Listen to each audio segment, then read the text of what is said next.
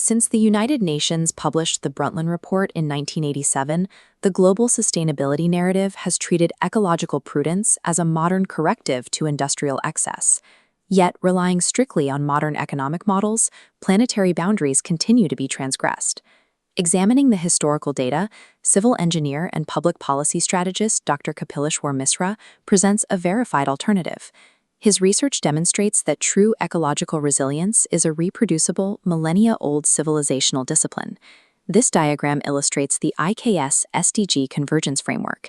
It maps the direct causal chain connecting ancient philosophical ethics to verified engineering practices, and finally to modern sustainable governance. At the absolute center sits ṟTA, the Vedic conception of cosmic, natural, and moral order. In this system, human conduct and ecological cycles are bound into a single regulative duty. Far from abstract sentiment, this ethical engine drove centuries of highly advanced resource circular engineering that we can measure today. The first pillar of this framework is metallurgy and circularity. The ancient engineering tradition prioritized maximum durability per unit of resource consumed. Erected during the Gupta period around 400 CE, the 6-ton Delhi iron pillar stands as a global benchmark for long service life ferrous engineering. It has stood exposed to the elements for over 1,600 years without significant rust.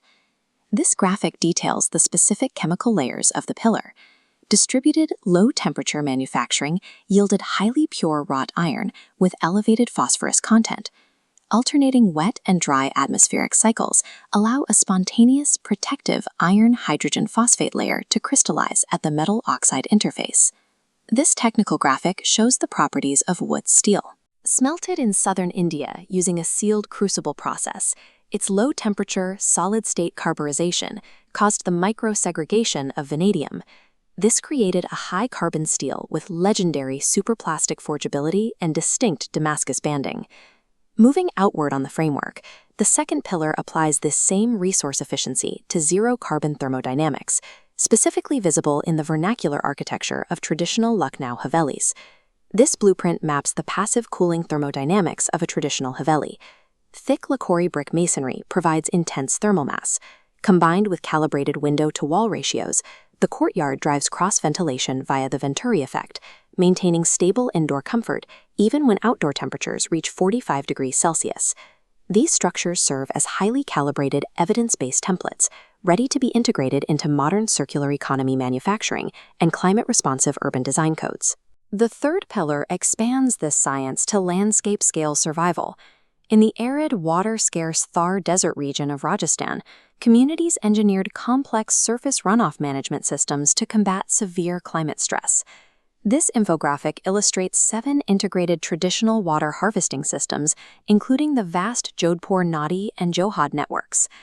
Geospatial modeling identifies 450 of these extant structures. A single average nadi captures 65% of local runoff, aggressively recharging unconfined aquifers and sustaining water availability for months post-monsoon. These networks rely on the fourth pillar, the ecological commons. In Rajasthan, the Bishnoi community has enforced religiously sanctioned prohibitions on tree felling and wildlife killing since the 18th century, famously sacrificing 363 lives in 1730 to protect their local kedri trees. Decades later, political economist Elinor Ostrom won a Nobel Prize for her theory of the commons, proving mathematically that local communities can successfully manage shared resource systems through locally evolved rules of access and strict sanction. This informational graphic outlines the FAO-recognized Koraput traditional agriculture system in Odisha. It provides living proof of Ostrom's theories, showing how Adivasi tribal communities and female seed custodians successfully manage and conserve deep indigenous rice biodiversity in situ. By treating local ecology as a shared ethical responsibility, indigenous Indian communities empirically solved the tragedy of the commons, securing local food and water supplies long before Western academia formalized the concept. Returning to the IKS SDG Convergence Framework wheel, the outermost ring links these local practices directly to global policy, specifically Goal 6 for clean water and Goal 11 for sustainable cities. When audited against contemporary sustainability science, The 6 empirical engineering and ecological models established in India accurately map onto at least 8 of the UN's Sustainable Development Goals. The modern enforcement mechanism bridging ancient RITA to contemporary global policy is the Constitution of India. Through Articles 21, 48A, and 51AG, the Supreme Court has repeatedly affirmed the fundamental right to a healthy environment. This legal architecture legally elevates traditional water harvesting and environmental conservation from cultural memories into binding statutory duties for the state. To operationalize this data, India's National Education Policy 2020 actively mandates the recovery of indigenous science, directing higher education to integrate these specific, reproducible case studies in thermodynamic codes and rural hydrology into modern engineering curricula. The recovery of RITA bypasses passive romanticism.